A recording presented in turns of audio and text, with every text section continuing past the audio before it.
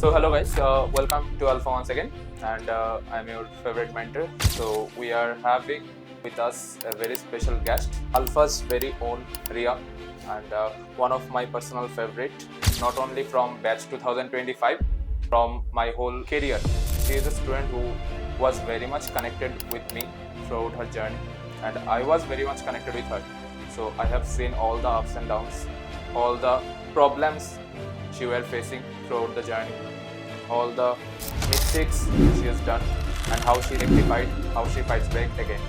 So everything. So how it feels when you saw the result after the 2 year of hard work, 2 year of dedication, 2 year of journey, 2 year of ups and downs, 2 year of lots of sacrifices. See, as sir said, like 2 years of hard work, it's very important कि हम ये 2 साल जो है 11 and 12, जो मेरे 11 में जो मैंने कुछ गलती की है वो मैंने 12th में फिर से फाइट बैक किया है. जब जाने के वक्त डाउन का फेज आता था, उसी से कैसे फाइट बैक करना होता है. कभी भी डीमोटिवेट मत हो. लाइक मेरा नहीं हो रहा है, दूसरों का हो रहा है, दूसरों को 600 मिल रहा है, 700 मिल रहा है, 500 मिल रहा है, मुझे सिर्फ 300 मिल रहा है. ऐसा क्यों हो रहा है? ये सब कभी मत सोचो. सिर्फ सोचो ठीक है, आज मेरा नंबर कम आया है, कल और भी ज्यादा आएगा. वो जो टॉपिक तुमको नहीं आ रहा है वो हमेशा रिवाइज करो. बट कीप इन माइंड कि मैं 11th का सिलेबस 11th में ही कंप्लीट करूंगा या करूंगी. मेरी स्ट्रेटेजी थी. Please give a round of applause for our NEET 2025 and JEE 2025 topper Ria.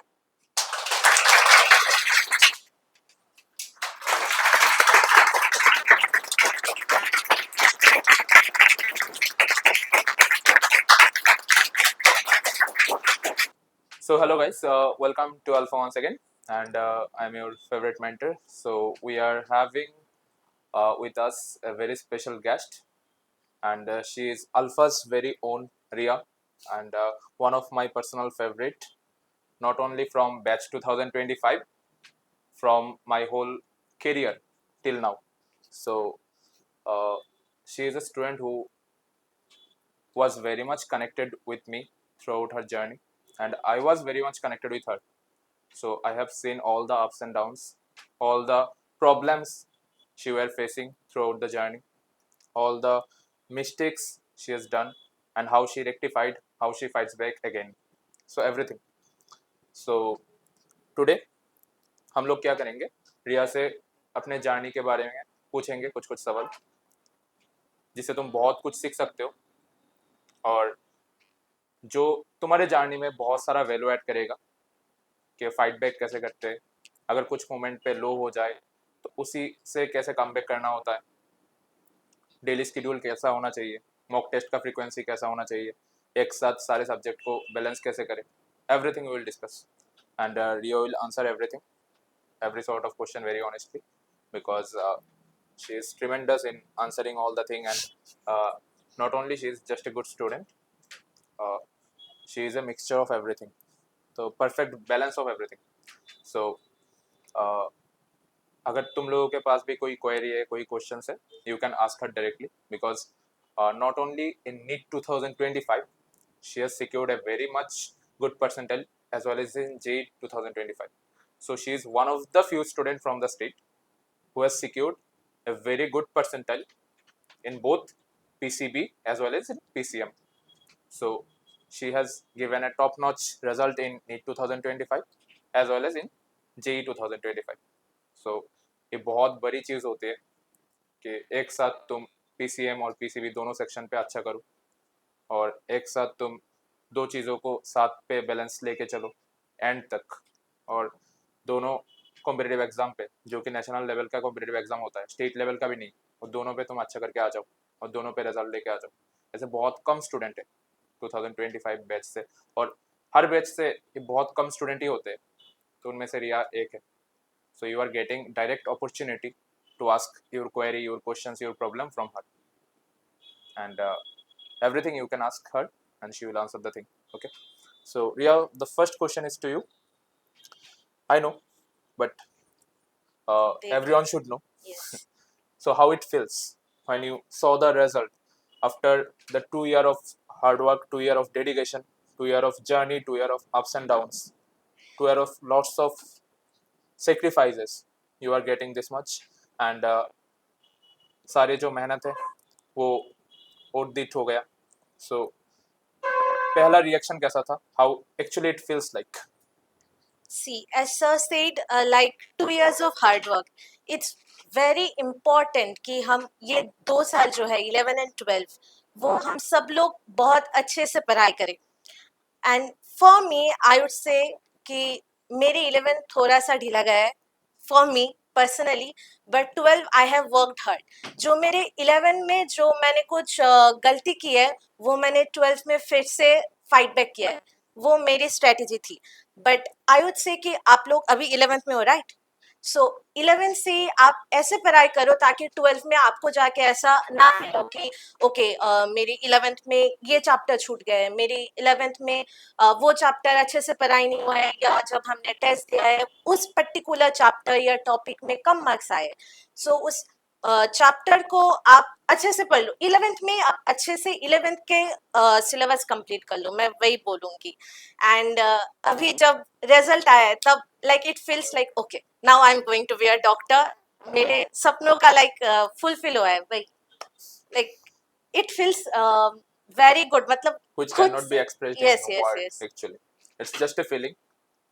जब तुम उस चीज के अंदर होते हो तभी तुम्हें पता चलता है ये फीलिंग कितना ब्यूटीफुल है. एक्चुअली कोई भी वर्ड इसको बयां नहीं कर पाता how it actually feels. I know. So मैंने तुम्हारा जो जर्नी है पूरा जर्नी क्लास 11 के डे 1 से 12 के लास्ट डे तक बहुत करीब से देखा है. बहुत अप डाउन्स थे, बहुत प्रॉब्लम्स थे, उसी से तुमने फाइट बैक किया. कुछ कुछ वक्त तुम बहुत डाउन फील करती थी, कुछ कुछ वक्त बहुत अप भी फील करती थी. और अप डाउन के बीच पे बैलेंस फील करना बहुत ज़रूरी है, जो मैक्स ऑफ द टाइम तुमने किया और उसी का रिजल्ट आज हम लोग देख रहे हैं. तो जब जर्नी के वक्त डाउन का फेज आता था उसी से कैसे फाइट बैक करना होता है, क्योंकि ये लोग जस्ट 11 पे आए हैं और आई एम श्योर जब ये सेशन जाएगा तब 12 के भी बहुत सारे बच्चे देख रहे होंगे. तो 12 के ऐसे बहुत सारे बच्चे जिन लोगों का भी डाउन फेज चल रहा है, जो लोग डाउन फील कर रहे हैं और वो लोग रास्ता ढूंढ रहे हैं कैसे फाइट बैक करना है. और इनमें से भी बहुत सारे बच्चे होंगे जो शुरू से ही डाउन फील कर रहे हैं. इन लोगों को लग रहा है कि मैं बहुत अच्छा तो नहीं हूँ, मेरा शायद नहीं होगा, दूसरों का हो जाएगा. तो उसी मतलब हर एक स्टूडेंट के साथ ऐसा होता है. जो लोग टॉपर होते हैं उन लोगों के साथ भी ऐसा होता है. मैं जब एस्पिरेंट था मेरे साथ भी ऐसा होते थे. तुम जब एस्पिरेंट अभी थी तुम्हारे साथ भी बहुत बार ऐसा होते थे. तुम मुझे आके बोलती थी, मतलब 2-3 हफ्ता बाद ही तुम ऐसे बोलती थी कि सर ऐसा नहीं हो रहा है, ये सब्जेक्ट नहीं हो रहा है, ये टॉपिक नहीं हो रहा है. तो उसी से कैसे फाइट बैक करना होता है? सो मैं वही बोलूंगी कभी भी डीमोटिवेट मत हो. लाइक मेरा नहीं हो रहा है, नहीं हो रहा है, दूसरों का हो रहा है, दूसरों को 600 मिल रहा है, 700 मिल रहा है, 500 मिल रहा है, मुझे सिर्फ 300 मिल रहा है, ऐसा क्यों हो रहा है? ये सब कभी मत सोचो. सिर्फ सोचो ठीक है आज मेरा नंबर कम आया है, कल और भी ज्यादा आएगा, आई कैन डू इट. कैसे करोगे? सिर्फ वही, खुद पे ट्रस्ट करो, हर दिन पढ़ो. वो जो टॉपिक तुमको नहीं आ रहा है वो हमेशा रिवाइज करो. एक बार नहीं हो रहा है, 2 बार नहीं हो रहा है, 3 बार नहीं हो रहा है, कब तक नहीं होएगा? करते रहो, हो जाएगा. वही मेरी स्ट्रेटेजी थी. क्योंकि 11th में एज आई सेड कि मेरे कुछ पर्टिकुलर ऐसे चैप्टर्स थे, टॉपिक्स थे. मैं तो बोलूंगी मेरे पूरे फिजिक्स ही नहीं हुआ था भाई. वो 12th में मैंने पूरा कंप्लीट किया है. लाइक लास्ट के 2 महीने में अगर आप मुझे देखते होंगे तो मैं हर दिन फिजिक्स ही पढ़ती थी. पापा बोलते थे कुछ तो पढ़ ले, फिजिक्स के बिना कुछ तो पढ़ ले, फिजिक्स ही पढ़ रहा है तो. ऐसा मैं बोलती थी नहीं, मेरे जो बाकी 2 सब्जेक्ट्स है वो हो चुका है. लाइक मुझे लग रहा है कि हो चुका है, मेरे फिजिक्स नहीं हो रहा है तो मैं वही सब्जेक्ट रिवाइज करूंगी. सो आपको भी 11th में वही करना पड़ेगा. जो भी सब्जेक्ट हो, आपको फिजिक्स टफ लगता है तो फिजिक्स, केमिस्ट्री टफ लगता है तो केमिस्ट्री, बायोलॉजी तो बायोलॉजी. सब तो सेम नहीं होता है, हम डिफरेंट होते हैं ना.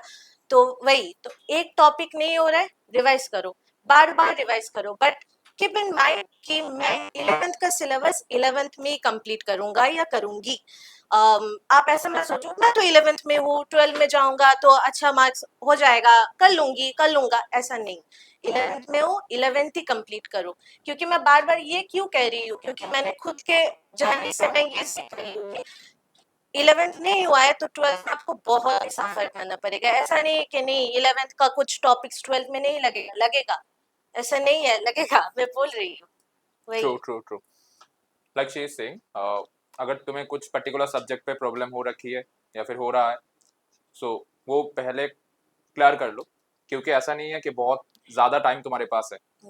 दो केमिस्ट्री का तो प्रॉब्लम कुछ किसी को नहीं होगा, केमिस्ट्री का कुछ प्रॉब्लम होने का कोई चांसेस बहुत कम है, क्योंकि यू आर इन अल्फा। तो पर बाकी दो सब्जेक्ट का अगर कुछ प्रॉब्लम हो रखा है तो उसको जल्दी से क्लियर कर दो। अगर होता भी है, मैं बोलूंगी कि आपको आज हो रहा है कुछ टॉपिक में प्रॉब्लम, तो आप सर को इमीडिएटली बताओ कि सर मुझे ये पार्ट नहीं हो रहा है। मैं तो सर को हमेशा बोलती थी सर मुझे ये पार्ट नहीं समझ में आ रहा है। और मैं जब घर में क्वेश्चन प्रैक्टिस करती थी, मुझे सपोज मैंने 15 क्वेश्चन किए, मुझे 10 ही मेरे से नहीं हुआ है, तो मैं सर को लेकर बोलती थी सर मुझे ये सब नहीं आता है, आप मुझे फिर से क्लियर कर दो। सो जो प्रॉब्लम आपको होता है, आप जिसे भी टीचर रिस्पेक्टिव टीचर से पढ़ते हो, केमिस्ट्री आप यहाँ पर पढ़ते हो, सर को मैम को इमीडिएटली बताओ कि सर मुझे इस जगह पर प्रॉब्लम हो रखा है, क्योंकि they are the mentors, they will guide you, right. So आपको उन लोगों को बताना है हमेशा। And that's the importance of having a very good bonding with your respective mentors. Mentors, yes. And Riya का केस में जो था, उसका फिजिक्स का जो बॉन्डिंग था या फिर फिजिक्स का जो मेंटरशिप था, वो 2 साल में फिक्स नहीं हो पाया था। इसीलिए रिया ने फिजिक्स पे बहुत ज़्यादा सफ़र किया है, और ये मुझे हमेशा आके बोलती थी कि सर फिजिक्स नहीं हो रहा है, फिजिक्स में बहुत ज़्यादा प्रॉब्लम हो रखा है, फिजिक्स का ये चैप्टर बैकलॉग हो रखा है, फिजिक्स कैसे कवर करूँ, क्वेश्चन लेता हूँ तो सॉल्व नहीं होता। और ये जो चीज़ है वो रिया के रिजल्ट पे भी रिफ्लेक्ट हुआ है। इसका बायोलॉजी का मार्क्स बहुत अच्छा है, केमिस्ट्री का मार्क्स भी अच्छा है, पर फिजिक्स का मार्क्स कंपेरेटिवली कम है। बहुत अगर कम। फिजिक्स केमिस्ट्री के अकॉर्डिंगली अच्छा हो जाता तो ये जो रैंक है इस पे एक डिजिट और कम आता, और एक डिजिट कम आता, और इससे जो रिजल्ट अभी रिया ने किया है उससे भी बहुत अच्छा रिजल्ट हो जाता, राइट। और जो कॉलेज अभी रिया को मिल रहा है उससे भी बहुत अच्छा कॉलेज मिल जाता अगर फिजिक्स का ठीक ठाक हो जाता। तो इसीलिए having a very good bonding with your respective mentor is very important, not only with me, I am talking about all the 3 subject.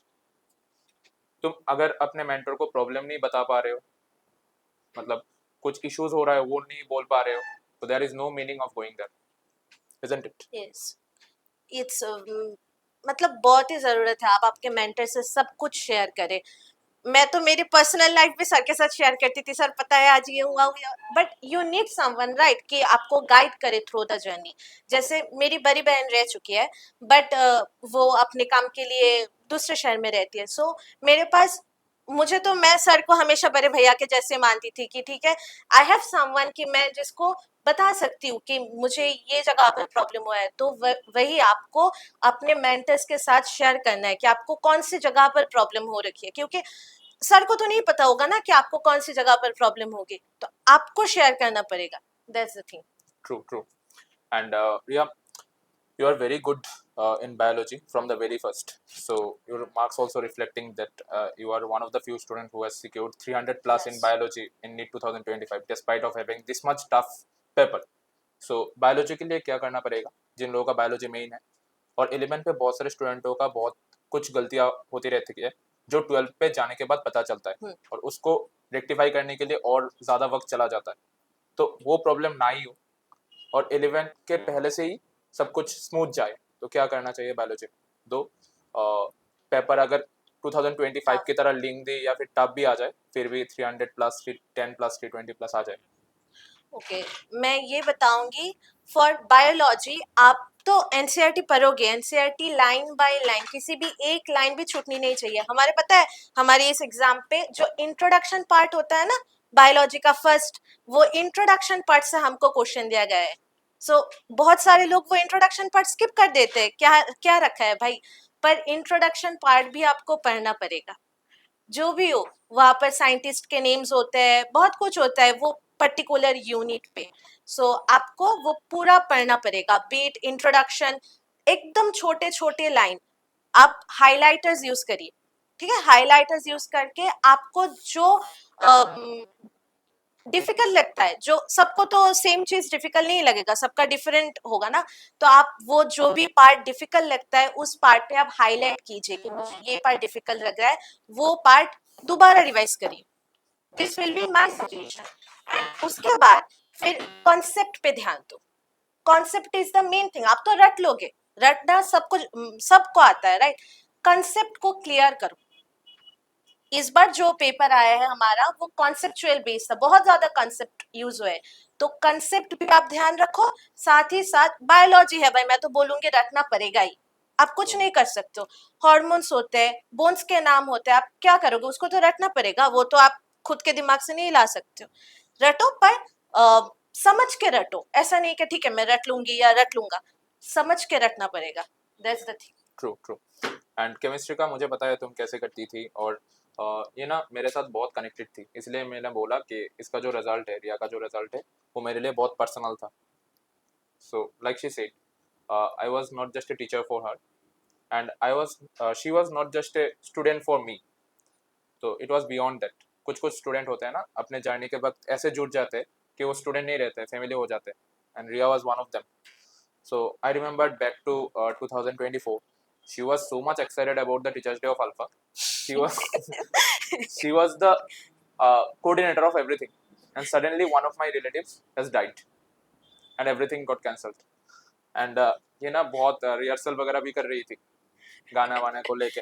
So We were like पूरा रेडी है, गाना डांस सब कुछ। हम तो लाइक स्कूल के छुट्टी में जब मैं शिशु विहार में थी, तो लाइक 3 बजे 4 बजे जब भी हमारा छुट्टी होता था या देर से जाते थे, मैं सर के यहाँ पर आके चल आजा आजा डांस प्रैक्टिस करूंगी, ये सब करके पूरा डांस गाना सब कुछ रेडी। और मैंने जब होटल वगैरह बुक किया टीचर्स डे सेलिब्रेशन के लिए, उसी वक्त मेरा एक रिलेटिव गुजर गया था, तो पूरा सब कुछ कैंसिल हो गया। सो केमिस्ट्री का जर्नी तो मुझे पता है, पर आई वांट कि दे शुड ऑल्सो नो कि केमिस्ट्री तुमने बहुत स्ट्रॉन्ग कैसे किया, और शुरू से किस तरीके से कवर किया, और क्या क्या करना पड़ता है केमिस्ट्री को अच्छे से ग्रिप पे लाने के लिए। और अगर मैं चाहता हूँ कि इनऑर्गेनिक, फिजिकल और ऑर्गेनिक तीनों चीज़ें में मेरा बहुत अच्छा कमांड रहे, तो पहले से ही मुझे किस किस टाइप की गलतियाँ अवॉइड करना पड़ेगा, और क्या क्या मस्ट डू थिंग है जो मुझे पहले से ही फॉलो करना पड़ेगा। ओके, तो केमिस्ट्री के लिए अभी मैं पर्टिकुलरली इस क्लासरूम में बताऊंगी। जैसे कि मैं वहां पर बैठी थी कुछ देर पहले, तो मैं देख रही थी लास्ट, मैं ऐसा नाम ले लूंगी, मैं देख रही थी कुछ स्टूडेंट्स लास्ट में बैठ के आप इतना भी कंसंट्रेशन नहीं दे रहे थे क्लास पे।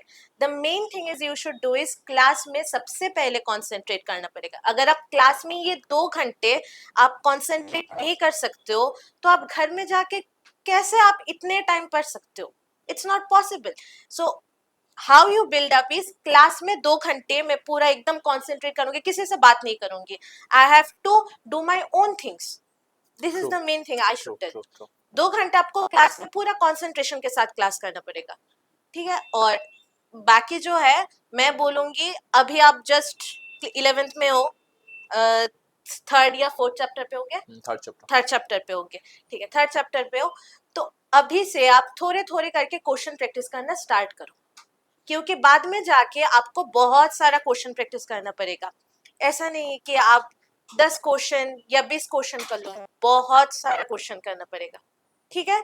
तो आप अभी से, आपको अगर 10 मिनट पे एक क्वेश्चन हो रहा है तो करो, बैठे रहो, क्योंकि सर बोलते थे हमको कि 5 क्वेश्चन आपको आधे घंटे लग रहे हैं, लगाओ, क्योंकि टाइम इज, आपको तो ये प्रोडक्टिविटी के पास जा रहा है, ऐसा नहीं कि आपका पूरा टाइम वेस्ट हो रहा है। ऐसे आप बैठे रहते रहते रहते एक टाइम आ जाएगा कि आपको आसानी से क्लिक हो जाएगा, क्वेश्चन दिखती, ठीक है, ये क्वेश्चन मैं ऐसे कर सकता हूँ, ये क्वेश्चन मैं ऐसे कर सकती हूँ। सो इस बेसिस पे। और फिजिकल केमिस्ट्री अगर आप बोलते हो, तो फिजिकल केमिस्ट्री पे आपको बहुत ज्यादा सब क्वेश्चन प्रैक्टिस करना पड़ेगा, क्योंकि फिजिकल केमिस्ट्री में ज्यादा हमारा न्यूमेरिकल बेस्ड क्वेश्चन होते हैं, ठीक है? इनऑर्गेनिक पे हम थोड़ा सा रखते हैं, ऑर्गेनिक पे भी रखते हैं, बट इनऑर्गेनिक ज्यादा रखना पड़ता है, ठीक है? ऑर्गेनिक में तो बहुत सारा क्वेश्चन प्रैक्टिस करना पड़ता है, क्योंकि आपको अभी समझ नहीं आया होगा, हम 12th में पूरा ऑर्गेनिक, पूरा लास्ट 7 चैप्टर है, 7 चैप्टर पूरा बहुत सारा चैप्टर्स है, तो ऑर्गेनिक में बहुत ज्यादा क्वेश्चन प्रैक्टिस करना पड़ता है। क्योंकि हम जब देखते थे ना, अरे ये रिएजेंट किधर से आ गया, हमको तो पता ही नहीं है। तो क्वेश्चन प्रैक्टिस अगर आप करोगे तो आपको पता चलेगा कि ठीक है ये रिएजेंट भी हो सकता है, ये रिएजेंट भी, हर कुछ आपके बुक में ऐसा लिखा नहीं होगा कि हम इस ऐसे क्वेश्चन आएंगे। तो सब आपको question practice is the main thing I should tell. Exactly. Like I always used to tell you guys in the classroom as well कि क्लास के वक्त बहुत कंसंट्रेट रहना बहुत ज़रूरी है। अगर उस वक्त तुम किसी के साथ बात करते हो या फिर मैं कुछ समझा रहा हूँ, मैं नहीं, कोई भी टीचर कुछ समझा रहा है और तुम्हारे दिमाग पे कुछ और कुछ चल रहा है या फिर तुम फालतू कोई चीज़ को लेकर डिस्कस कर रहे हो, तो you are already getting out from the competition. तुम कॉम्पिटिशन से ऑलरेडी एलिमिनेट हो चुके हो या फिर हो रहे हो। सो वो चीज़ अवॉइड करना पड़ेगा। क्लास पे सब कुछ बहुत कॉन्सेंट्रेट वे पे सुनना पड़ेगा, रिलेट करना पड़ेगा, समझना पड़ेगा, और घर में जाके वो चीज़ रिवाइज करके question practice is must. If you are not doing question practice in that much frequency then you should not expect any kind of best result और best output in competitive exams like NEET और IIT JEE। और रिया ने जैसे बोला उसी according मेरा next question है कि what is the importance of question practice in your daily schedule through this 2 year journey. Okay, तो जैसे कि आप कुछ ही महीने हुएंगे, आप क्लास 11th पे हो, ज्यादा नहीं हुआ है, तो अभी से आप, मैं तो बोल ही रही हूँ अभी से स्टार्ट कर दो। मैं ये नहीं बोल रही हूँ कि फर्स्ट दिन आप 100 कर लो, ऐसे इम्पॉसिबल है, कोई नहीं कर सकता है। आप आज 10 करो, अगले दिन 10 करो, अगले दिन, एक हफ्ते पे अगर आप 10-10 करके हर एक सब्जेक्ट्स के करोगे, केमिस्ट्री, फिजिक्स, बायोलॉजी, तो आपको ऑटोमेटिकली 210 क्वेश्चंस आपका हो जाएगा। ठीक है, तो बहुत सारा क्वेश्चन प्रैक्टिस है, अगर आप ऐसे करोगे। She is talking about per week. Yes, Per per week, per week आपको 210 क्वेश्चंस हो जाएंगे। तो फिर आप ऐसे ऐसे धीरे धीरे करोगे तो क्वेश्चन प्रैक्टिस का फिर अमाउंट बढ़ाओ। आज मतलब इस पूरा महीना, अभी जून चल रहा है, ठीक है, सपोज आपने जून आज 20 थे, 20 जून है, तो आप पूरा जून कंप्लीट करो ऐसे। ठीक है, मैं 10 क्वेश्चन करूंगी इस महीने में, हर एक दिन, हर एक दिन 10-10 करके क्वेश्चन करूंगी। अगले महीने इसको 15 कर दो, अगले महीने 20 कर दो, धीरे धीरे बढ़ाते रहो। हाँ, धीरे धीरे बढ़ाते, डिपेंडिंग ऑन योर क्रेडिबिलिटी। हाँ, क्योंकि सब लोग नहीं कर सकते। कोई एक बोलेगा ठीक है मैं 10 कर रही हूँ तो मैं ये 3 महीने करूंगी, 4 महीने करूंगी। कोई एक बोलेगा नहीं, मेरे पास ज्यादा वक्त नहीं है, मैं बढ़ाऊंगा या बढ़ाऊंगी। तो डिपेंडिंग कि आप कैसे कर सकते how much time you are having, how much productivity you are having, Yes. and how much revision time you are having. Having. Exactly. And the next question will be on what is the importance of giving test, क्योंकि बहुत लोग ऐसे होते हैं, इन लोगों में भी बहुत लोग ऐसे होंगे, और 12 पे तो बहुत सारे ऐसे लोग होंगे कि जो लोग ना टेस्ट देने को लेके बहुत डर है इन लोगों के मन पे, क्योंकि अगर मैं टेस्ट दूंगा या फिर टेस्ट दूंगी तो मेरा मार्क्स कम आ जाएगा और मेरा जो सेल्फ मोटिवेशन है वो डाउन हो जाएगा। मुझे पता नहीं है कि ये किस तरीके का सेल्फ मोटिवेशन है और वो रख के भी क्या फ़ायदा होगा, पर फिर भी you did a very good result in NEET and JEE in 2025 despite of having this much tough paper. So what a better way to ask you कि टेस्ट देना कितना ज़रूरी है, कि पेपर अगर लेंदी आ जाए, टफ आ जाए, फिर भी अगर मैं बहुत ज़्यादा टेस्ट देता हूँ, बहुत ज़्यादा मॉक देता हूँ, तो वो चीज़ मुझे कैसे प्रिपेयर करती है और वो चीज़ मेन एग्जाम पे कैसे हेल्प करता है।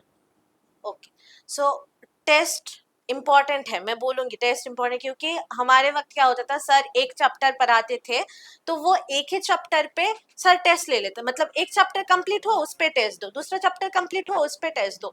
तो इस पे क्या होता है, आपका पूरा चैप्टर रिवाइज हो जाता है, टेस्ट के बेसिस पे आपका पूरा चैप्टर रिवाइज हो जाता है, क्योंकि आपको इससे अच्छा मौका नहीं मिलेगा कि मैं रिवाइज करूँ चैप्टर। ठीक है, तो और सर का वो टेस्ट सीरीज आएगा जब आप 12th में जाओगे, अभी पता नहीं 11th में है उन लोग, 11th में भी है अभ्यास टेस्ट सीरीज जो है, अभ्यास टेस्ट सीरीज है सर के पास। सो आप वो टेस्ट, हर एक टेस्ट दो, कुछ नहीं होगा, आपको चैप्टर नहीं हो रहा है, क्योंकि हमेशा पॉसिबल नहीं कि आपके टीचर्स जो चैप्टर पढ़ा रहे डिफरेंट, फिजिक्स एंड बायोलॉजी, वो भी सिलेबस में रहे, ऐसा पॉसिबल नहीं है।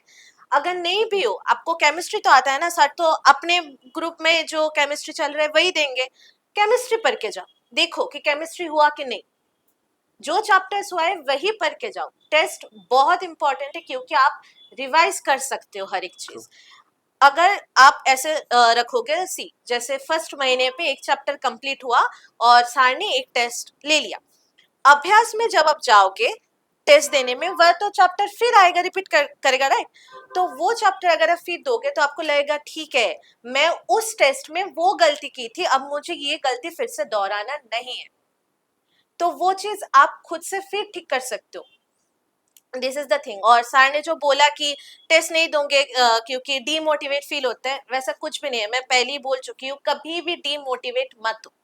नंबर कम आ रहा है, फिर से पढ़ो, फिर से ट्राई करो, एक ना एक दिन आपको नंबर मिल ही जाएगा, ऐसा कुछ भी नहीं है। And the main thing is, आप जो टेस्ट दे रही हो 11th 12th में, जो 12th में भी दोगे 11th में भी दोगे, नंबर पे मैं तो बोलूंगी फोकस मत करो।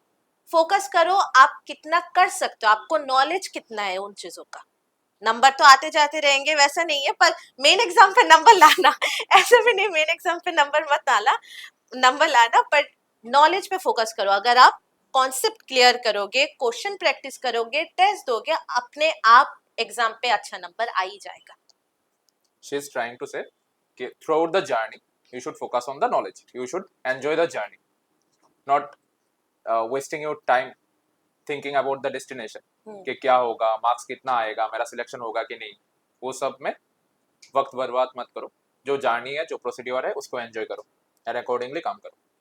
और रिया, कंसिस्टेंट रहना कितना जरूरी है, क्योंकि बहुत लोग ऐसे होते हैं कि आज मैंने 10 घंटा पढ़ लिया और इस सोच में अगले 3 दिन 2 घंटा करके पढ़ रखा है कि संडे को तो मैंने 10 घंटा पढ़ा था, मंडे को 2 घंटा पढ़ूंगा तो क्या ही हो जाएगा, ट्यूसडे को 4 घंटा पढ़ूंगा तो क्या ही हो जाएगा। तो ये लोग ये नहीं समझ पाते कि अगर मैं कंसिस्टेंट नहीं हूँ अपने काम को लेके, डेली अगर मैं एक लेवल मेंटेन नहीं कर पाता हूँ, तो वो एंड मोमेंट पे, एंड पॉइंट पे कुछ रिजल्ट वक्त नहीं दे पाता है। So being consistent in your studies, being consistent in the test, how much important in the journey of this 2 year? अगर कंसिस्टेंसी की बात आते हैं तो आपको अभी मैं जैसे बोल रही हूँ, आप कुछ ही महीने हुए 11th पे हो, अगर मैं आपको अभी बोलूंगी, क्योंकि मैं मेरे 12th के लास्ट में 12 घंटे 14 घंटे पढ़ती थी, अगर आपको मैं बोलूंगी कि आप 12 आवर्स 14 आवर्स आप पढ़ाई करो, आपसे नहीं हो पाएगा, एकदम सच बात है। तो आप क्या करो, अभी से आपको minimum 6 hours you have to take for yourself. 6 hours आपको खुद से पढ़ाई करने She is talking about the self पूरे, study. हाँ, सेल्फ स्टडी। ये जो हमारे Excluding the teacher tuition tuition times. Yes, Tuition times. Tuition times बाद देकर पूरे हमारे 6 आवर्स मस्ट। आप 6 घंटे अभी पढ़ाई कर लो, मैं तो बोलूंगी 11th के मिड तक 6 घंटे पढ़ाई करो, बहुत अच्छा होगा। फिर आप 8 आवर्स कर लो, ठीक है, उससे आप 10 घंटे कर लो। 12th के फर्स्ट हाफ में जो 6 महीने होते हैं, आप 10 घंटे कर लो। नेक्स्ट 6 मंथ्स पे आप 12 घंटे 14 घंटे आराम से हो जाएगा, अपने आप से आ जाएगा। ठीक है, मैं अभी पढ़ रही हूँ, 1 घंटे और ज्यादा हो जाएगा वही। और जो अब ऐसा हो रहा है ना कि सपोज मैं ऐसे बोलूंगी, क्योंकि मैं मेरी क्लॉक पे वो टाइमर लगा के पढ़ती थी कितने घंटे मैं पढ़ रही हूँ, ठीक है, मेरे वो रहता था। तो अगर आपको ऐसा हो रहा है, आपके पास 10 मिनट है, पर आपके पास सपोज 2 पेजेस पढ़ना बाकी है, आप ऐसा मत करो कि ठीक है मेरे पास 10 मिनट है, मैं जल्दी जल्दी जल्दी जल्दी पढ़ लूंगी, ऐसा नहीं हो सकता है। आप वो 2 पेजेस कंप्लीट करके वहां से आप, ऐसा नहीं है कि मेरे पास 10 मिनट है, ठीक है मैं वो 2 पेज बाद में पढ़ लूंगी या पढ़ लूंगा, ऐसा नहीं है। आप जो लेकर बैठे हो वो कंप्लीट करना बहुत जरूरी है। Exactly, and basically she is trying to say you to avoid the procrastination, क्योंकि जाने में बहुत सारे बच्चे ऐसे भी होते हैं जो लोग चीज़ों को प्रोक्रेस्टिनेट करते रहते हैं कि आज करूँगा या फिर कल कर लूँगी, परसों देखा जाएगा, एक हफ्ता में देख लूँगा, कर लेंगे। ये कर लेंगे जो चीज़ है, वो तो कभी कर नहीं लेंगे से कर लूँगा या फिर कर लूँगी तक जो जानी है, उसके बारे में रिया बोल रही है कि कर लेंगे नहीं, कर लूँगा, आज ही कर लूँगा, कर लूँगी, आज ही कर लूँगी। और कर लेंगे वो कभी नहीं कर पाते और कभी होता भी नहीं है। So how to avoid the procrastination, ये लोग भी बहुत सारे बच्चे ऐसे होंगे जो लोग सेशन को देख रहे होंगे 12 पे, वो लोग भी बहुत सारे बच्चे ऐसे होंगे जो प्रोक्रेस्टिनेशन का क्या बोलते हैं डिजीज का जो शिकार है वो शिकार हो चुके होंगे। तो वो लोग कैसे अभी बैक करें? ओके, तो मैं और एक चीज में जो ऐड करना चाहूंगी, मुझे पता नहीं आप कितने घंटे सोते हो, अभी आप 11th में हो, 6 से 7 घंटे से ज्यादा आप नहीं सो सकते। Exactly, the thing is that अगर आप सोच रहे हो कि नहीं मैंने तो बायोलॉजी में पढ़ी थी या पढ़ा था कि मुझे 8 से 9 घंटे तो सोना ही है, नेवर। ऑलवेज मुझे जो लगता है कि आप 11th एंड 12th ये 2 साल की जर्नी आप सब कुछ साइड में रख के ये 2 साल की जर्नी आपको करना पड़ेगा। ट्रू। पर ऐसा भी नहीं है कि मेरी जो तबीयत है उसको भी खराब करना है, ऐसा नहीं है। तो मैं इसलिए बोल रही हूँ 6 to 7 hours आप सो सकते हो। पर जब आप 12th में हो, अगर सेशन पे कोई 12th के बच्चा होंगे वो हमारे यूट्यूब पे, तो मैं उसको भी बोलना चाहूंगी कि 12th में हो तो कम कर लो 5 to 6 hours, पर 11th पे हो 6 to 7 hours आप सो ही सकते हो, ऐसा कुछ भी नहीं है। फिर आप पूरे दिन, और अभी तो आप 11th में हो, स्कूल में ज्यादा प्रेशर नहीं है, ट्रू। तो स्कूल में ज्यादा प्रेशर नहीं है, हफ्ते में 1 दिन या 2 दिन आप जाओ, बाकी पूरा जो ये दोपहर का टाइम है उसको आप पूरे प्रोडक्टिव सेशन के जैसे यूज करो। यूटिलाइज ऐसा करो। नहीं, हाँ, ऐसा नहीं कि ठीक है हो जाएगा, हो जाएगी, जो सर बोल रहे हैं प्रोक्रेस्टिनेशन, वो उस दुनिया पे अगर आप रहोगे तो वो कभी भी नहीं होगा, कभी भी नहीं होगा। All you need to do is, नहीं आज मुझे इतना से इतना करना ही होगा, कुछ भी हो जाए, कुछ भी हो जाए। पर उसके साथ मैं और एक चीज भी ऐड करना चाहूंगी, हमारे लाइफ में सी ये हम स्टूडेंट लाइफ है पूरा, तो उसमें आप मस्ती भी कीजिए, ऐसा नहीं कि मस्ती करना भी भूल जाओगे, मस्ती करना भी बहुत इंपॉर्टेंट है। अदरवाइज मुझे ऐसा पर्सनली लगता है कि अगर मैं मस्ती थोड़ी, कितना भी आप कर लोगे मस्ती भाई, 1 महीने में 1 दिन घूमने चले जाओ, कुछ नहीं होगा। ट्रू। 1 महीने में 1 दिन आप घूमने जाओगे तो कुछ भी नहीं होगा। अब अगर आप नहीं करोगे तो आपके पूरे ब्रेन को कभी भी रिलैक्स मोड पे नहीं ला सकते। आपको हमेशा लगेगा कि मुझे ये पढ़ना है वो पढ़ना है। एक दिन आप जा ही सकते हो कहीं पे भी घूमने। और जैसे सर बोल रहे थे कि टीचर्स डे पे, मुझे ऐसा लगता है कि ओके पूरे जो हमारी 2 साल की जर्नी है उसमें हम मतलब 2 ही दिन ऐसे होंगे जिसमें हम मजे कर सकते हैं सर के साथ। वो 2 दिन है टीचर्स डे, 11th के टीचर्स डे, 12th के टीचर्स डे। तो उसके लिए मैं प्रिपेयर करती थी क्योंकि उसमें मेरे माइंड रिलैक्स मोड में जाते थे। सो आपको क्या करना पड़ेगा, आपको ये 2 साल में मस्ती नहीं छोड़नी है, ठीक है? आप मस्ती करो जो भी करो, पर पढ़ाई पे हमेशा फोकस रहो। वैसा में मत जाओ कि हो जाएगा हो जाएगी, वैसा नहीं है। अच्छे से पढ़ाई करो, सब कुछ एकदम ऑल राइट, वही Sure. मेरी है। And she was asking me a question कि मैं क्या केमिस्ट्री और फिजिक्स में हमेशा पूरे एनसीईआरटी पढ़ती हूँ कि नहीं। I think it's not possible कि आप अपने पढ़ाई के पूरे मिड में पूरा NCERT line by line chemistry and physics पढ़ो। बायोलॉजी आपको पढ़ना पड़ेगा ही नो मैटर व्हाट, पर केमिस्ट्री फिजिक्स आप नहीं पढ़ सकते हो हमेशा। पर मैं वो बोलूंगी आपको कि अगर आपको कुछ ऐसे टॉपिक्स में दिक्कत आ रहे हैं कि ये नहीं हो रहा है, तो उस टॉपिक को आप एनसीईआरटी लाइन बाय लाइन पढ़ो। क्योंकि कभी कभी ऐसा होता है कि एनसीईआरटी में कभी कभी वो लोग एकदम इजीली लिख देते हैं, पर कभी कभी अगर फिजिक्स की बात करते हो बहुत कॉम्प्लेक्स तरीके से लिखा हुआ रहता है। तो अगर आप एनसीईआरटी पढ़ रहे हो, मैं भी ऐसी करती थी, जब एनसीईआरटी पढ़ती थी सर को आकर पूछती थी कि सर इस लाइन पे मुझे समझ नहीं आ रहा है, आप बोल दो इसको इजीली, तो सर मुझे वो इजीली ट्रांसलेट कर देते थे, ठीक है? वही। पर एनसीईआरटी आई थिंक आपको केमिस्ट्री फिजिक्स दोनों पढ़ना चाहिए, मुझे तो ट्रू लगता ट्रू है। ट्रू। एंड बायोलॉजी तो मस्ट है। Biology must, line by line with concepts. True. And how much important is to keep yourself far apart from all the distraction and social media usage. So it's a burning problem ना, जो लोग अभी देख रहे होंगे उसमें बहुत सारे बच्चे ऐसे होंगे जो किसी ना किसी एडिक्शन पे फंसे हुए और इन लोगों में बहुत सारे बच्चे जो अभी कुछ ना कुछ एडिक्शन पे मतलब पड़ चुके हैं और उस चीज़ को कंट्रोल नहीं कर पा रहे। मतलब देख लेता हूँ क्या ही हो जाएगा, 2 मिनट देख लूंगा, 5 मिनट देख लूंगी, थोड़ा इंस्टाग्राम के लिए रील बना लेती हूँ क्या ही हो जाएगा। तो उस चीज को कैसे कंट्रोल करें। And she is a very active girl everywhere in every aspect, so she can guide you in all this aspect in the best way possible.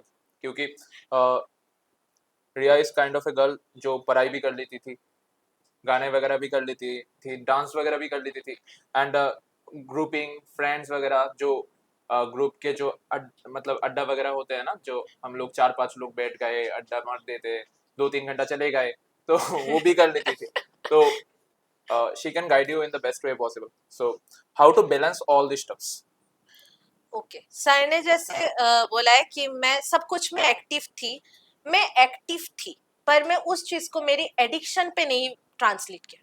ठीक है, अगर आपको देखना है सबको, अभी आप इस एज पे हो, हम सब लोग टीनेजर्स, राइट, मैं भी एक टीनेजर ही हूँ, तो मुझे भी सोशल मीडिया का काफी लग चुका था, या अभी भी है बोल सकते हो, ठीक है, पर उसको मैं एडिक्शन पे ट्रांसफॉर्म नहीं की। क्यों? क्योंकि मुझे पता है अभी अभी जैसे मेरे पास पूरा वक्त ही वक्त है। अगर सर मुझे पूछ रहे थे कुछ देर पहले कि आप दोपहर को क्या करते हो, मैं सर खाती हूँ, सोती हूँ, फोन में देखती हूँ रील्स, और क्या करूंगी। तो वही चीज, आप 2 साल पे अगर आप पूरा खुद का मेहनत कर लेते हो, उसके बाद आप रील्स क्या कुछ भी देखो, आपको कोई भी कुछ देखो नहीं क्या बना भी लो। No one will say anything. ठीक है, पर इस जो जर्नी है उस पे आपको थोड़ा सा फोकस रहना पड़ेगा। आप किसी भी सोशल मीडिया को अपने एडिक्शन पे मत बना करें।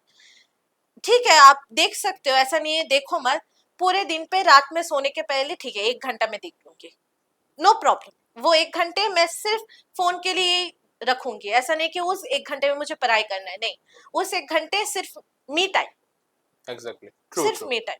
मैं अपने खुद के जो पूरा दिन है उसका जो एंटरटेनमेंट है या फिर उसका जो फ्री टाइम है वो खुद को लिए मैं दे दूंगी। वो मेरा the time which is only dedicated to me. तो वही तो, और बाकी जो टाइम है वो आप फोकस करो, क्योंकि देखो मुझे तो ऐसा फील होता था, मैं आती थी ट्यूशन में, मेरे सब ऑफलाइन ही था, मैं ऑनलाइन से कोचिंग नहीं ली थी। अन अकेडमी मेरे पास था, ऐसा नहीं है, वो सिर्फ एग्जाम के 2 महीने पहले आई यूज टू चेक कि वो लोग जो मतलब कर रहे हैं, वो लोग जो दे रहे हैं टॉपिक, वो आई हैव कंप्लीटेड और नॉट, वही सिर्फ। पर मेरी जो पूरा कॉन्सेप्ट बिल्डिंग, क्वेश्चन प्रैक्टिस जो भी था, सब कुछ ऑफलाइन, नथिंग वाज ऑनलाइन। ठीक है, तो उसके लिए मैं आती थी ट्यूशन पे, सबके साथ बात करती थी, सर लोगों के साथ, वो सर बोलते थे, गप्पे भी मार लेती थी। तो मुझे ऐसा लगता है ठीक है, मेरे दिन पे रिलैक्स मोड तो हो गए, अभी घर पे जाके मुझे फिर से पढ़ाई करना है। अगर मैं नहीं करूंगी पढ़ाई, तो मेरा वो टॉपिक, ये टॉपिक छूट जाएगा। तब आप देखो कि आपके जो कंपिटिटर्स है वो कितने आगे है, कितने पीछे है आपसे। तब आप देख सकते हो ठीक है, वो ये टॉपिक अच्छे से पढ़ाई किया, मुझे ये टॉपिक नहीं आता था, या ठीक है, तो मैं वो फिर से पढ़ूंगी। बिकॉज यू नो व्हेन, जब आप टेस्ट देते हो तब आप तो देखते ही होंगे कि लिस्ट में कौन फर्स्ट आता है, कौन सेकंड आता है, कौन थर्ड आता है। तो उस बेसिस से आप बोल सकते हो कि वो मुझसे 10 नंबर ही ज्यादा लिया है, किसी ना किसी चीज में तो 10 नंबर ज्यादा लिया है। मुझे 10 नंबर ज्यादा लाने के लिए मुझे थोड़ी देर और मेहनत करनी पड़ेगी। That is the thing. तो उस टाइम पे आप, मैं बोलूंगी फोन नहीं चलाओ तो अच्छा होगा, पर ऐसा भी नहीं कि पूरे दिन पे भी नहीं चलाओ। रात के सोने से पहले 1 घंटे, या दोपहर पे 1 घंटे, दिन में 2 घंटे बहुत इनफ है। like I said, you have to balance everything. You have to make a schedule which will balance out everything. सब होना चाहिए, कुछ ज़्यादा नहीं होना चाहिए, सब एक परफेक्ट मिक्सचर पे होना चाहिए विथ परफेक्ट कॉम्पोजिशन। और वो कितना मायने रखता है कि जब तुम कंसिस्टेंट रहते हो, तब भी बहुत मेहनत करते हो, टेस्ट पे फिर भी तुम्हारा एक मार्क्स एक रेंज पे अटक चुका है, उससे बढ़ नहीं रहा है, तब डिमोटिवेट फील होता है। 12 पे ऐसे बहुत सारे बच्चे होंगे जो हम लोगों का सेशन देख रहे होंगे अभी,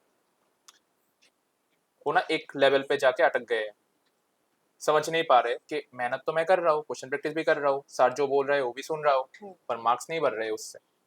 तो उस मोमेंट से कैसे फाइट बैक करना होता है, ये तुम्हारे साथ भी हुआ था। हाँ, 12 के मिड पे। हाँ, 12th में मेरे साथ ऐसा हुआ था कि जो मैं नंबर लाती थी, सपोज 500, वो 500 में अटक रहा है, लाइक 500, 498, 510, उससे उस रेंज से ज्यादा नहीं हो रहा है।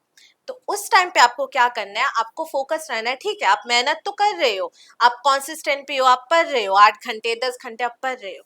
द थिंग इज, आप कौन से टॉपिक्स नहीं पढ़ रहे हो, वो बहुत मायने रखता है। अगर जो टॉपिक आप हम तो पूरे दिन पढ़ते हैं, सपोज हमने 1 to 12, मैं तो 1 to 12 भी पढ़ रही हूँ 2 दिन तक, पर 12 to 24 भी तो मुझे पढ़ना है।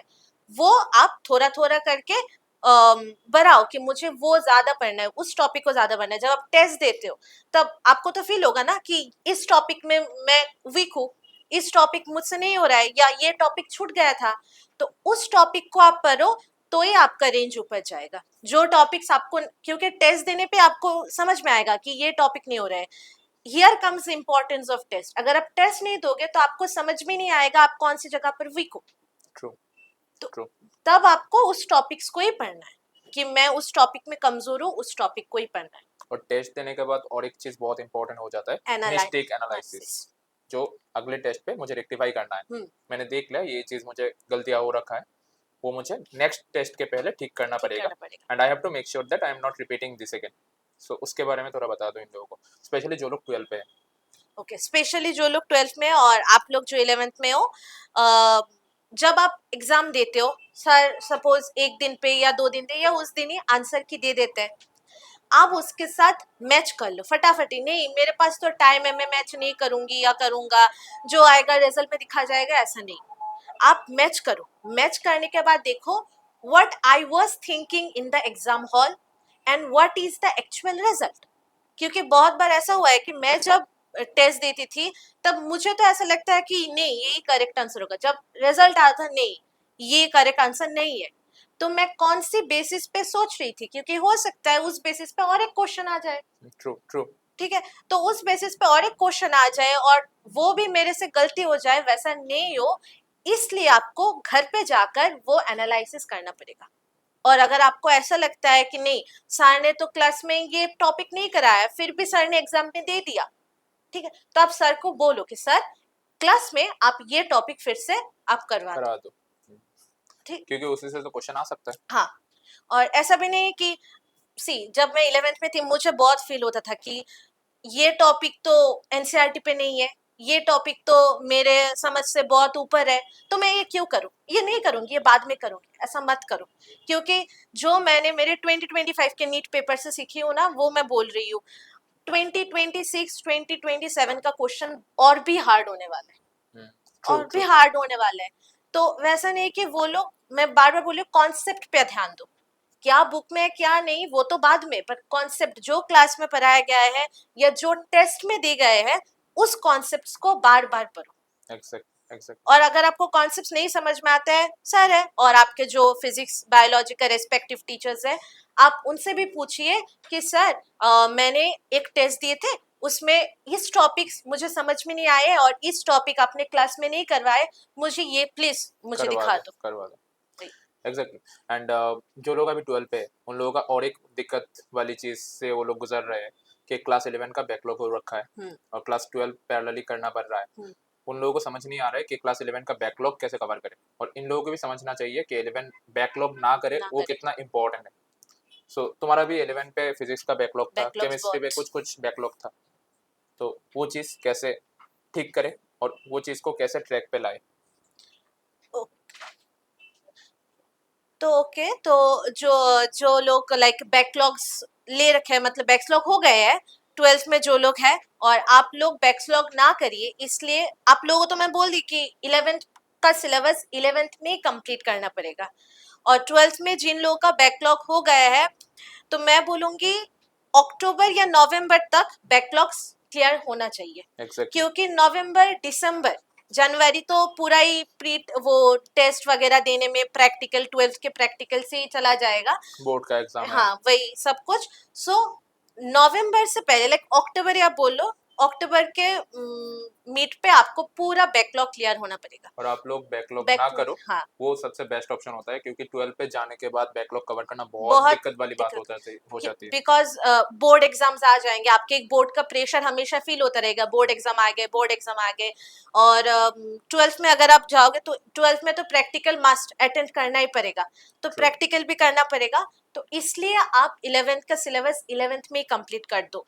हो सकता है बहुत लोग का ही होता है, लाइक 90% ऑफ द स्टूडेंट्स का तो बैकलॉग्स होते ही है, पर ट्राई करो कि कम से कम बैकलॉग्स हो। रिया का भी हो गया था, पर मेरी तो बहुत फिजिक्स में बहुत सारा हो गया था। हाँ, फिर 12 पे जाके बहुत मेहनत करना पड़ा, और हमेशा ये जो मेहनत है वो हर स्टूडेंट पुट नहीं कर पाते, इसीलिए बहुत डिजर्विंग स्टूडेंट का रिजल्ट खराब हो जाता है।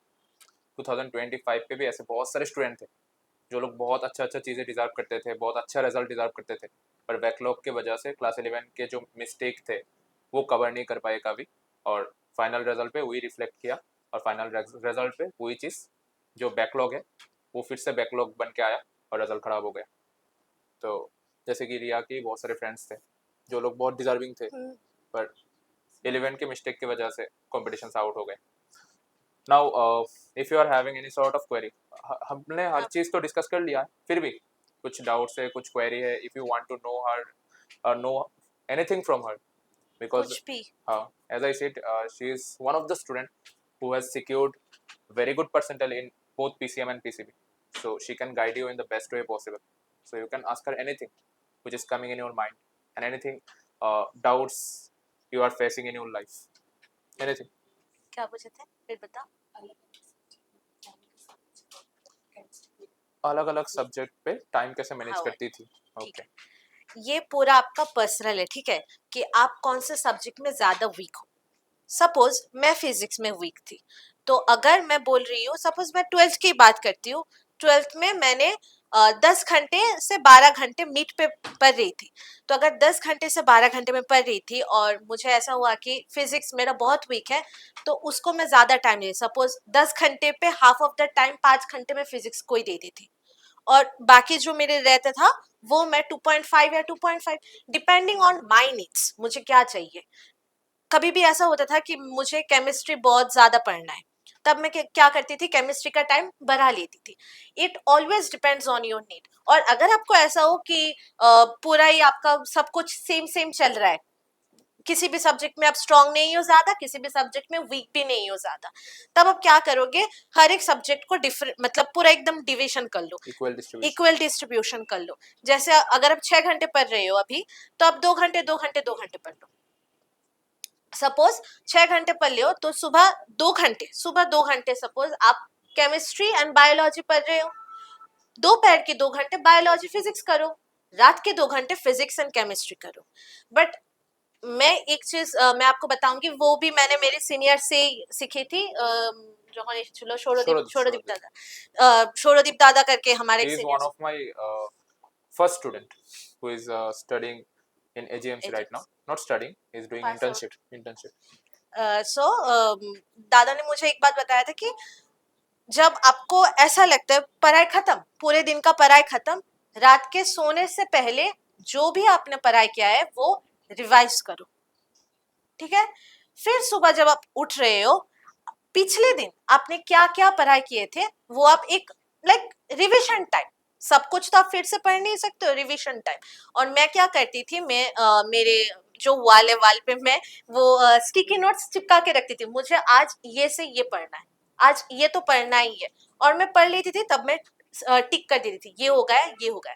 अगर आप स्टिकी नोट्स नहीं यूज करो, डायरी पे आप मेंटेन रखो कि मैं आज ये सब कुछ पढ़ रही हूँ, दैट्स द थिंग। वैसे आप इक्वल डिस्ट्रीब्यूशन कर लो, अगर आप ज्यादा वीक भी नहीं हो स्ट्रांग भी नहीं हो, अगर आपका किसी सब्जेक्ट वीक हो रखा है तो उस सब्जेक्ट को ज्यादा टाइम दे दो।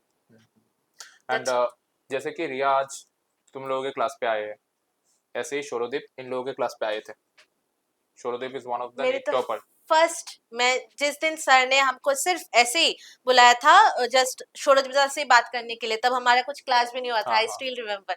तो उस दिन शोरोदीप दादा आए थे हमसे बात करने के लिए। एग्जैक्टली, आज जैसे रिया आई है, सो उस सेशन के बारे में रिया आज बोल रही है, तो सोचो एक सेशन से तुम क्या कुछ सीख सकते हो और अपनी जिंदगी में एम्पलीफाई कर सकते हो, और वो तुम्हारे लाइफ पे, तुम्हारे रिजल्ट पे कैसे इम्पेक्ट कर जाते हैं, जो तुम अपने सक्सेस स्टोरी पे बता सकते हो, जैसे रिया आज बोल रही है। So anyone having any other question? या how to manage PCMB together? Yeah, she is quite good in maths as well. So what's the thing that you are dedicated to, medical or engineering, like PCM or PCB, the most dedicated you are? कौन से subject पे हो?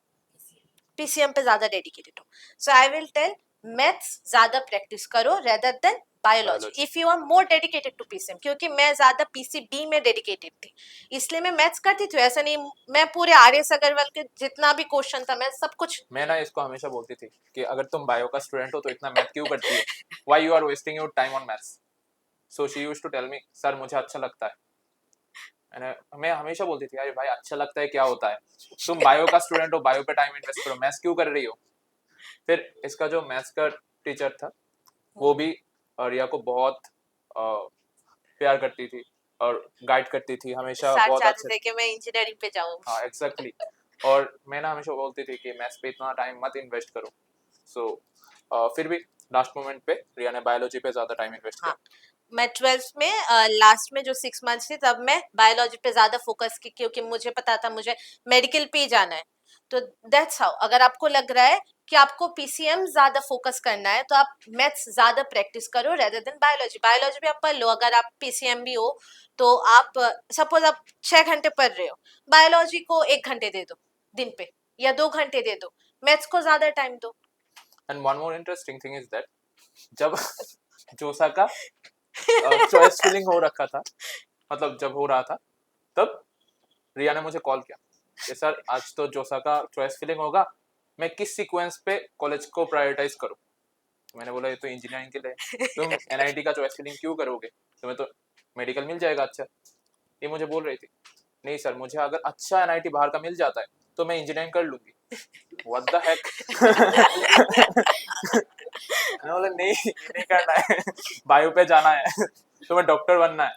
सो मेरी तो mock seat जब आया था हम मुझे एनआईटी नागपुर भी शो किया था तो फिर भी सब लोग मिलके फिर डिसाइड किया नहीं मुझे मेडिकल पे जाना है क्योंकि मुझे बायोलॉजी बहुत अच्छा लगता है रेदर देन मैं तो सोच रही थी मुझे अगर मैं इंजीनियरिंग लाइन पे जाऊंगी मुझे ज्यादा फिजिक्स पढ़ना पड़ेगा, मैं अगर बायोलॉजी लाइन पे जाऊंगी तो थोड़ा कम फिजिक्स पढ़ना पड़ेगा, इसलिए नहीं मैं मेडिकल पे ही जाऊंगी। अभी जब रिया मेरे साथ बैठी थी उस रूम पे तब मुझे बोल रही थी कि सर मुझे मेडिकल पे स्पेशली इसीलिए जाना है क्योंकि उस पे फिजिक्स नहीं है। सो दैट्स द इम्पोर्टेंस कि you are not creating any kind of backlog from the very beginning in a particular subject. So I think it was helpful to you and you have learned a lot from her. So you can text her in social profile also. She will definitely guide you if she is having enough time. So फालतू की चीजें नहीं अगर कुछ काम की पूछना है so she can be a very good mentor come senior जिससे तुम बहुत कुछ सीख सकते हो not only about the studies not only about the preparation but regarding the life as well. Sir जैसे बोल रहे सोशल मीडिया पे वैसे शोरोदीप दादा भी आए थे तो मैं शोरोदीप दादा का भी इंस्टाग्राम हैंडल लेके गई थी और फिर जब हमारा 12th के वो बोर्ड एग्जाम के कुछ दिन पहले जब मैं शोरोदीप दादा को मैसेज करती थी दादा मुझे ये नहीं आ रहा है ये कैसे करूँ, the same thing you can do as well, I will try my best, मैं हेल्प करूंगी। ये ना मैं हर सेशन पे नहीं बोलता हूँ, ये मैं कुछ कुछ सेशन पे ही बोलता हूँ। जो टॉपर बहुत एनर्जेटिक होते हैं, लाइफ को लेके बहुत एनर्जेटिक फील करते हैं, जो सिर्फ पढ़ाई को लेके नहीं हर चीज़ का एक ओवरऑल आइडिया रखते हैं, लाइफ को जीते कैसे वो पता होता है, उन लोगों के सेशन पे मैं बोलता हूँ and Riya is one of them. So I would expect a huge round of applause for Riya. Thank you. And I can assure you, a very few topper you will meet in your whole life like Riya, that much energetic, that much fluent, and that much visionary. At the same time, that much studious as well. So, thanks Riya for coming. Thank you, sir. And very soon we will have our success party, Alpha Day, where we will call all the achievers in both PCM and PCB, and as well as from board, where we will celebrate the success of this year in a very grand place. So you have to come in that as one of the special guests. Sure. And since your success is my very personal to me, and you are our own Riya, so you have to come and you have to enjoy the thing like you always to do. So thanks again. So this is a very small token of love for you. So Thank you, sir. from all the members of Alpha. So thanks for coming again. And वो जो success party है, जो alpha day, उस पे आना है और बहुत मज़ा करना है, जो तुम हमेशा करती रही हो. तो thanks again, and I would expect another huge round of applause for her. Thank you. लगन. चलो, thank you.